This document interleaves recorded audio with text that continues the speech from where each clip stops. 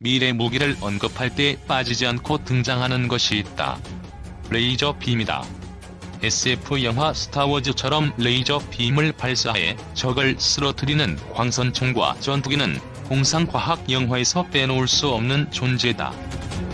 스타워즈가 개봉한 1970년대 레이저 빔 무기는 먼 미래의 이야기였다. 손에 잡히는 기술이라기보다는 그저 언젠가는 나오겠지라고 기대하는 수준이었다. 오히려 구현이 어려운 기술이기에 동심과 상상력을 자극하기도 했다. 산타클로스처럼 말이다. 하지만 현실은 동심을 지켜주지 않는다. 기술은 냉혹할 만큼 빠르게 발전했다. 인간은 이미 레이저 빔을 무기화하는 기술은 개발했다. 소형화와 고출력을 내는 성능 고도화를 진행, 실전 배치를 앞두고 있다. 레이저 무기와 친숙해지려면 원리부터 살펴봐야 한다. 레이저 정의는 전자기파의 유도 방출에 의한 빛의 증폭이다. 전기나 화학 에너지 등 외부 입력 에너지를 광에너지로 변환하는 것이라고 생각하면 쉽다. 레이저 장치는 세 가지 핵심 구성 요소가 존재한다. 첫째, 레이저 매질이다. 전기나 화학 에너지 등 외부 자극을 받아 빛을 유도 방출한다.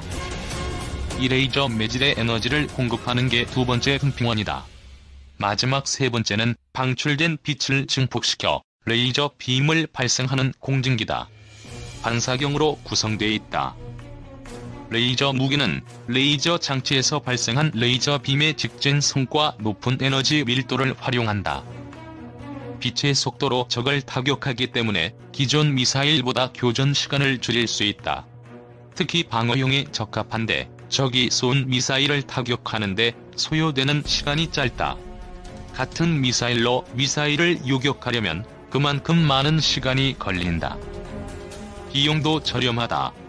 인근 지역에서 미사일 쏠 경우 같은 미사일로 요격하는 방식으로 방어할 수 있다. 4D의 경우 요격 미사일 한 발당 110억 원, 패트리어트는 30억 원 수준이라고 한다. 대량 살상 무기를 대응하는 데는 가격 경쟁력이 있다. 장사정포 등 포탄을 방어하는 데 비용 대비 효과가 떨어진다. 미사일에 핵이 들어가 있다면 요격 미사일 대응이 충분히 효과적이지만 다수 포탄을 막기에는 비싸다는 의미다. 레이저 무기는 다르다. 레이저 빔을 쏠 수 있는 수준만 되면 한 발 단가격은 기하급수적으로 떨어진다. 2010년 이후에 실험에 성공한 레이저 무기의 1회 발사 비용은 $1 수준이라고 한다. 한 발에 수백에서 수천만 원 하는 포탄이나 억 단위로 넘어가는 미사일 대비 경제적이다. 미 해군이 2017년 공개한 레이저 무기. 장점만 있는 건 아니다. 미국은 1960년대부터 레이저 무기를 개발했다.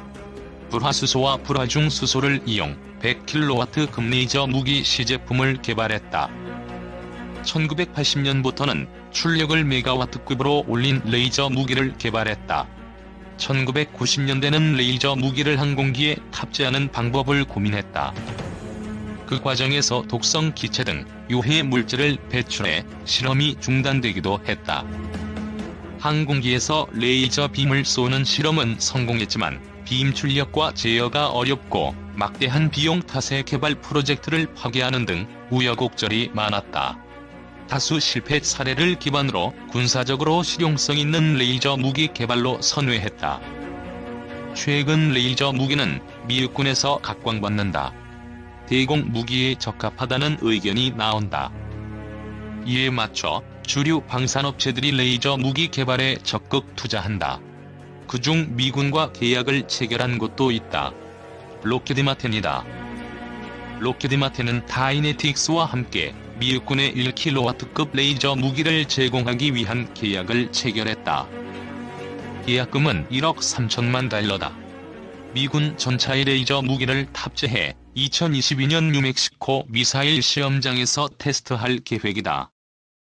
이 레이저 무기는 미사일과 로켓, 각종 포를 방어하는 데 쓰일 것으로 전망된다. 군용 드론 등 무인항공기 타격에도 적합하다. 또 다른 방산업체 레이시어는 극초음속으로 날아오는 미사일을 레이저 무기로 타격하는 기술을 준비한다. 극초음속은 음속 5배 또는 9 이상, 즉 마하5 이상을 의미한다. 엄청난 속도로 미사일 조준 및 타격이 쉽지 않다. 핵이라도 실려있으면 피해가 극심하다. 레이션이 제시한 극초음속 미사일 타격 미사일 무기 개념. 레이션은 빠르게 움직이는 발사체를 정확히 조준할 수 있는 기술과 전력 문제 등을 해결해야 한다. 기술 구현에 성공한다면 핵무기 개발 국가를 저지하는 데 요긴하다. 스타워즈가 나왔던 1970년대 레이저 무기는 꿈 같았다. 하지만 21세기인 지금 수년 안에 실전용 레이저 무기를 볼 수 있을 것으로 기대된다. 현대로템, 폴란드의 K2 흑표전차 800대 수출 대박 터뜨리나? 90억 달러 규모, 외신들 잇따라 보도. M1 탱크가 유일한 경쟁자 될 듯. 방산업체 현대로템이 K2 흑표 전차 800대 90억 달러 규모의 수출을 폴란드 정부에 제안했다는 보도가 잇따르고 있다. 러시아의 T-90 전차와 영국의 챌린저2, 미국의 M1 에이브럼스 전차 등이 경쟁자로 거론되지만 여러가지 여건상 K2가 유력하다는 게 보도의 주내용이다. 이에 따라 폴란드 수출 계약이 임박한 게 아니냐는 추측이 무성하다. 보도에 따르면 폴란드 정부는 현대로템과 협력해 2023년께 차세대 탱크를 생산할 것으로 알려졌다. 현대로템은 한국 육군에 K2 전차 100대를 납품한 데 이어 추가로 106대를 생산 중이며 2008년에는 전차 기술을 터키에 수출하는 등 상당한 실적을 쌓았다. 폴란드 매체 티솔닷비엘은 25일 현대로템이 폴란드의 요구사항에 맞춘 K2 전차와 기술 이전을 제안했다고 보도했다. 미국의 외교 안보 전문 매체 더 내셔널 인터레스트도 이날 한국의 영자신문 보도를 인용해 비슷한 내용을 전했다. 앞서 폴란드 군사 매체 디펜스24도 지난 13일 비슷한 취지로 보도했다. 하이살 보도에 따르면 현대로템이 제안한 계약은 90억 달러 규모로 폴란드는 탱크 계약을 결론 내려고 한다. 이 계약이 성사되면 현대로템의 통합 방어 기술을 해외로 수출하는 첫 사례가 된다. 현대로템이 제안한 K2 흑표 전차는 차세대 전차로 정평 나 있다. 주포로 구경 120mm 55구경장 장포신 활강포를 갖춰 사거리와 관통력이 뛰어나다. 구경 12.7mm와 7.62mm 기관총을 부무장으로 장착한다. 길이 10.8m, 너비 3.6m, 높이 2.4m의 무게는 55톤이다. 자동 장전 장치를 갖춰 승무원은 3명이다. 1500마력의 힘을 내는 강력한 디젤 엔진 덕분에 포장 도로에서 최고 시속 75km의 속도로 주행한다. 야지에서도 시속 50km의 속도를 내 기동력이 탁월하다. 또 자동 탐지 추적 기능과 PR 식별 장치, 자동 항법 기능, 미사일과 레이저 경보 장치, 폭합 연막 발사 장치, 화학 탐지기 등을 갖추고 있다. 폭발 반응 장갑 등으로 방어력도 뛰어나다. 잠수도화 장치를 장착할 경우 수심 4.1m의 강도 건널 수 있다.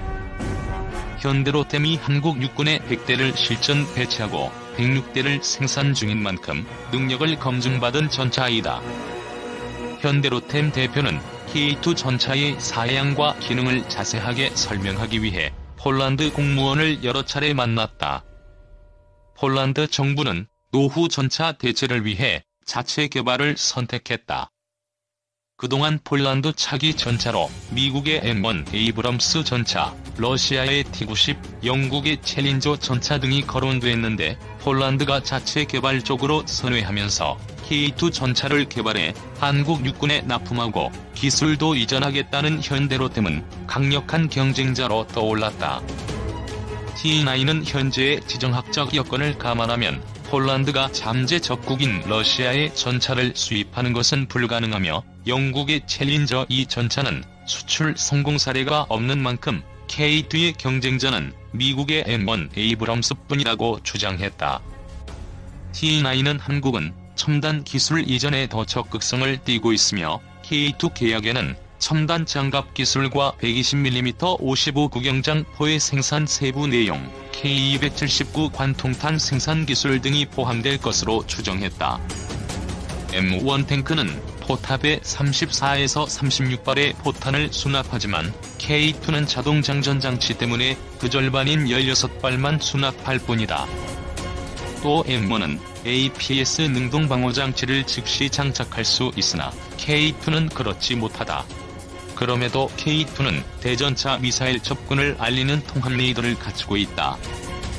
T9은 폴란드가 생산 단가를 낮추기 위해 APS가 없어도 K2를 선택할 것으로 예상했다. 현대로템 측은 티솔닷BL의 폴란드 정부는 차세대 전차 생산을 위한 공개 입찰을 상반기 중 발표할 계획인 것으로 알고 있으며 우리는 여기에 분명히 참여할 것이라면서 전체 프로젝트는 800대의 전차를 생산하기 위해 2단계로 진행될 것이라고 한다고 전했다.